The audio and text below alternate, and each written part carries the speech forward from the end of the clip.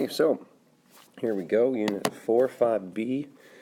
How do we solve radical equations that become quadratics? All right, let's get that copied down, move this around. Here we go. So, the two functions, square root of 2x plus 15 and g of x equals x. I'm going to solve it graphically, so we'll do the g of x equals x in red. That's pretty easy to do. Y equals x goes through 1, 1, 2, 2, 3, 3, 4, 4, 5, 5, and the negatives as well. Let's see if I can move that a little bit. Come on, move it over. So we're then going to go down through here. It's tough to draw a straight line freehand. That's not bad. Alright, so square root of 2x plus 15 is not going to be the easiest to plug in. We're not going to grab some nice numbers there, but it is interesting that we can plug in some negative numbers this time because we are adding 15. So obviously, plugging in 0 would be square root of 15. That's not so nice. All right, so if you go to your calculator, you type it in, you'll see that you can get some numbers that are halfway decent. So negative 7 is one that I thought was pretty good. 2 times negative 7 is negative 14. Negative 14 plus the 15 is 1, and the square root of 1 is 1. Then we have negative 3 is another good number. Okay, when we plug in negative 3, you get negative 6. 2 times negative 3 is negative 6, plus 15 is 9. Square root of 9 is 3. Okay, and I just realized that I probably want to be doing this in blue because that's the color I'm going to use to graph it. Okay, and then probably going to want to plug in 5 is the next halfway decent number. Okay, plug in 5. 2 times 5 is 10. 10 plus 15 is 25, and the square root of 25 is 5. So those are probably the only really nice numbers that we're going to have to plot. So over 5, 1, 2, 3, 4, 5, up 5 is right here. Negative 3, 2, 3, up 3 is here. And negative 7, 1, 2, 3, 4, 5, 6, it stinks. Well, negative 7, 1 is right there. Shouldn't be going off the graph, but, well, I can't make another line here, so that's what we're stuck with. So here's our graph. All right, this is f of x. Here is g of x. And we can see that it crosses at 5, 5. So, again, the x value is the answer. So the answer is x equals 5.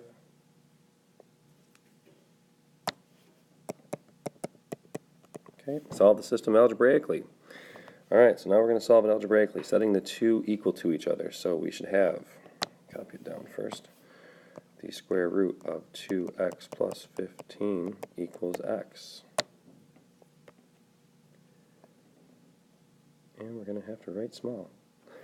So, first step's the same, hasn't changed. Square both sides as long as the radical is alone, right?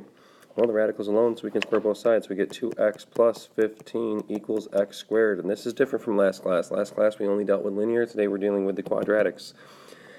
So, when you have a quadratic, you got to get it all set equal to 0. We're going to move everything from this left-hand side over here over to here. That will keep my x squared positive, which makes me happy. So, subtracting 2x gives me x squared minus 2x. Subtracting 15 cancels the 15 out, and there's what I get. Makes sense. So now I should have 2 x's. This is the add, multiply, gain. Hopefully we're all aware that it's 5 times 3 is 15. We have to have a negative 5, a positive 3. Don't forget your equals 0. Everybody wants to. The rule that we have with x's, right, at this point is we can set anything with a variable, or an x in this case, equal to 0. So we're going to end up with x equals 5 and x equals negative 3. So, part C says, why does your answer from A contradict what you found in B? So let's take a look at that. Oh yeah, look at that. So, something's going on here. Well, when we take a look at it, we see that we only had one answer at 5, and this was saying 5 and negative 3. So the reason, okay, is that we have to take a look at the solutions of a radical equation that are actually functions. So the problem that we have here, and if you were to plug that negative 3 in, you would all see it, right? Plug negative 3 in right here. Is the square root ever going to work out equaling a negative? And you already know the answer is no. We talked about it last class. Square root can't be equaling a negative. But when we introduce the squaring of both sides, All right, well, you can have a negative when you square, right? A negative squared still works out to be a positive. So what that's introducing to this graph, and I'll put it up here in, I guess, green, is it's introducing this part of the graph right here. Okay? So the answer, unfortunately, works out to give us 2. It gives us this root down here at the very bottom. Now this is kind of nice to know. It's not a need to know thing, but that's what's really happening. That's why it's introducing to us an extra answer, because this square right here introduces the negative squared would also work. So would the positive squared. Okay? Let's just say, for example, it was x squared equals 3. You would have, or x squared equals 16. Positive 4 times positive 4 is 16, and negative 4 times negative 4 is 16. So if you were to replace that with that right there, you have to square both sides, you can see that you get 2 answers. And that's the idea going on here, is that there are 2 possibilities now being introduced. Sometimes both of them actually will work. Okay? Other times only one answer will work, and we call one of them, it's called extraneous. So the reason is we can only look at solutions of radical equations that are functions. Okay? So we can only look at solutions of radical equations that are functions. And therein lies the problem. When you take a look at the blue and the green line, if that was the graph, there would be 2 answers, but they wouldn't be functions. Okay? So in this case, we have, this is the only line for the square root of 2x plus 15. But once we square it, it introduces the fact that there technically was a negative version of that that was underneath. And the negative version squared would also still become 2x plus 15. So when we go to solve it, we now get the extra answer showing up. So what does that mean for us? It just means that we have to do a check, and sometimes there will be a reject. Quite often, actually, we'll do our check and there will be a reject. All right, let's move into the questions. Or maybe some more stuff to fill in. Sorry.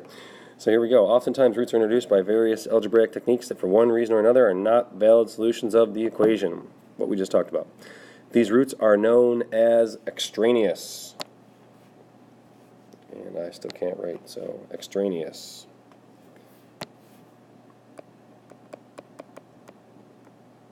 Extraneous. For those of you that can't read my writing, that's not a U, that's an A. Extra. All right. These roots are known as extraneous and can always be found by checking within the original. And that is the key here, the original equation. Should you check in any place other than the original, it will look like your answers work. Both of them, always. Okay, so this is why it is very important, very, very, very important, maybe 3 varies, wow, to check your answer algebraically and or graphically. Doesn't have to be both, really doesn't. But one way or the other, you should be checking it. If you don't, it's going to screw you up. So let's try some of the harder problems, because this is where it starts to get real, as they say. All right, so let's start to solve this question where we have 3 plus square root 4x minus 3. We want to subtract the 3 over first. So it's going to be the square root of 4x minus 3 equals 2x minus 3. We're going to have to square both sides, which does not make this problem fun. We can't just square the 3, so I have to put parentheses around the whole thing. The 4x minus 3 square root squared cancels, so we're left with 4x minus 3. The 2x minus 3 has to be multiplied by itself, which is just tons of fun. People really enjoy these questions. They do them on the weekends. You know, they save it for a Friday night, right? No, okay, I'm sorry, they're just not that much fun. So, we square it out.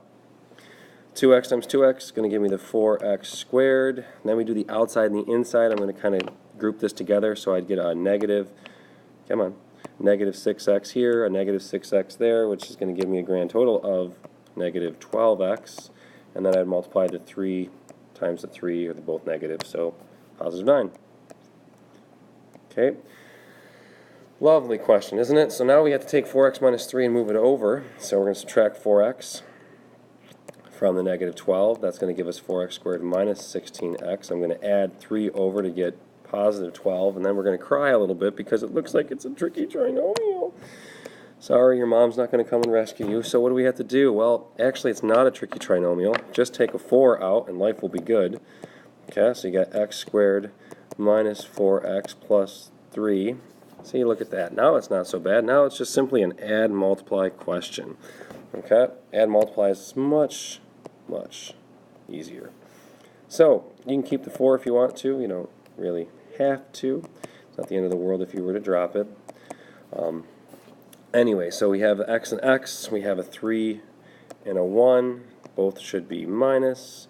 Setting only things with a variable equal to 0 so we don't look foolish gives us x equals 3 and x equals 1. Please do not write 4 equals 0. It does make, well, it makes it questionable, right? So 4 does not equal 0. So again, the rule is only set things equal to 0 that have a variable attached, all right? Please don't write 4 equals 0. You might get picked on a little bit for that. All right, so now we have to do our check, and unfortunately the check has to happen twice. So we have to do an algebraic check and a graphic check. So for the algebraic check, we're going to be checking 3 first, and then positive 1. Oh, I wrote negative. 3 and 1. So 3 plus the square root of 12 minus 3 is square root 9 equals 6. 3 plus 3 is 6 equals 6. That's a check. The next one is 3 plus the square root of 4 times 1 minus 3 is 1 equals 2. And 3 plus 1 is 4, which does not equal 2. So we have our answer that 6 equals 6 and 4 equals 2, but what does that mean in terms of the problem? Well, we checked 3 and conceded it worked. So 3 worked, gave us 6 equals 6, so we say that 3 is an answer. A very common mistake right now is for people to try and say that 6 is the answer. So 3 worked, 1 is the reject, and we're good to go. Now let's do the graphic check. So to do our graphic check, alright, we're going to plug in y equals 2x, graph it, and it looks something like this, although it's supposed to go through 0, 0, and I just missed it. And then we have to graph the other one, which is 3 plus the square root of 4x minus 3, which starts a little bit over here, kind of goes over. When you find that point of intersection, it is at 3, 6. That's the point of intersection. So we can see that it is x equals 3, which matches, obviously, again, that whole extra part of the graphic check. If you were to graph that extra line there on the bottom, so I'll graph it like yellow, because you probably can't see it, but anyways, you would see that it crosses at the value of 1, which is extraneous. That's why we rejected it. Question 2, solve the values of x for the intersection of f of x and g of x. So we have to set them equal to each other. So first things first, we have 5 plus the square root of n plus 1 equals n plus 4. Step 1 is to get the radical alone. So to do that, I have to move over the 5. So I get n minus 1. From there, I have to square both sides, because that gets rid of the radical. But remember, when you square the right-hand side, you got to square the whole thing. So we end up with the left-hand side being n plus 1. The right-hand side is n minus 1 multiplied by itself. So n plus 1 is going to equal n squared minus 2n plus 1.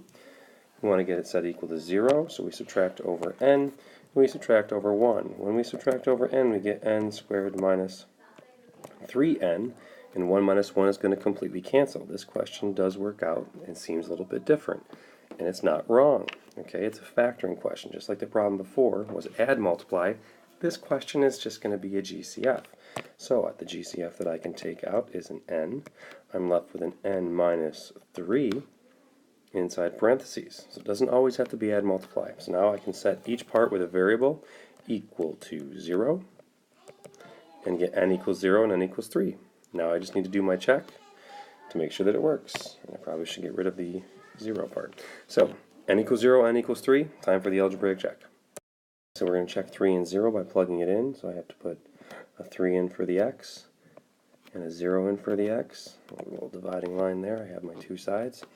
This becomes 5 plus the square root of 4, which is 2, equals 3 plus 4, which is 7. Hey, that works. 7 does equal 7. The next side is 5 plus the square root of 1 is 1, equals 0 plus 4, and 6 does not equal 4, so that means that is a reject. So we got to go over to our answer over here. We are going to reject the 0 so that we can have 3 being the answer. So that's a reject, and 3 is our answer that goes in brackets. And now we'll do the graphic check. I'm going to graph n plus 4, which looks like this, crosses at 4. Should be like the line y equals x, just shift it up 4 because that plus 4 moves it up. And then we have to graph 5 plus the square root of n plus 1. Well, the 5 plus shifts it up 5, and that square root n plus 1 that we have is going to shift it left 1. So the starting point is actually going to be left 1, up 5, which is right about here. It starts and then it goes over, and it's going to cross. So where does it cross? Well, it crosses at the point 3 comma 7 when you jump into the calculator, showing you that 3 was the appropriate answer. All right, obviously, again, I use that ugly color yellow. If we were to have the other part of the line that we get when we have that negative, it's going to show us, well, it should have showed us that it crossed right there at 0. But again, that is the extraneous root. We can't have that bottom portion of it, okay, of that graph. And that comes and shows up in the problem when we actually square it. Again, that's kind of nice to know. It's not necessarily a need to know, but that's where it's coming from. So that's why we have an extra answer. That's why you always should do a check. And it's almost a guarantee on the Regents that they're going to give you a question like this where you have to reject one answer. And it's usually multiple choice, and usually the first answer is 0 and 3. That way you pick it and you keep moving on thinking, yeah, I got that one right, when in fact you're going to get it wrong. Anyways, so do your check and you won't have that problem. Alright, so what you should notice about this question is that it's nasty. You have the square root of x plus 5, setting it equal to 1 plus the square root of x. And unfortunately, if you haven't noticed it yet, there's a square root on both sides, and there's no place to move that negative or that 1 so that you don't have, or so that you can have a square root alone. And that is the goal, get the radical alone. So this question's not going to be fun, and you're going to get to see what happens when you can't get the radical alone. So I'm going to start off as is, and I'm just going to square both sides. So when I square both sides, the left side is really nice. That does what I always wanted to do, and it makes life easy. On the right-hand side, life is not going to be easy. I have 1 plus the square root of x, and I have to multiply it by itself. So I have to FOIL, first outside, inside, last, or double distribute, however you want to think about it. So I have 1 times 1 is 1. 1 times the square root of x is a square root of x. Alright, so then I have to multiply the next part. Square root of x times 1 is square root x. Square root of x times square root of x. It's really the square root of x squared, which is just x. And that equals x plus 5. So from there, we're going to combine like terms and see what we can do. Alright then, so let's move the x's over, which shows some promise right off the bat. The x's cancel out. I'm left with 5 equals 1 plus. I really have a 1 square root x here, and a 1 square root x here, which makes 2 square root x. I subtract the 1 over and get 4 equals 2 square root x. Notice I have 1 radical, so I'm just going to get the radical alone. Dividing both sides by 2 gives me radical x equals 2. And the last step that I have to do is square both sides, and I end up with x equals 4. Jump on over and do the check of this. Low. And we'll see how it works. So we plug in our value of 4 for x. That's going to be 3 equals 1 plus 2, so 3 equals 3. I'm going to be careful here again. I know I said it before, I'll say it again. You solved and you did not get 3, but that's what the check says. I will see a ton of people put 3 inside brackets and then lose a point out of 2. The answer that worked was 4, but the check showed that 3 equals 3, so we got to be careful there. Jump and do the graphic check real quick. We have the square root of x plus 5, which is shifted to the left 5. And then we have the 1 plus square root x, so it's shifted up. Okay, you'll see that they do intersect right at 4, comma 3 when you type it all into your calculator, which means that x equals 4 is the answer. Again, so you can do the algebraic check, the graphic check.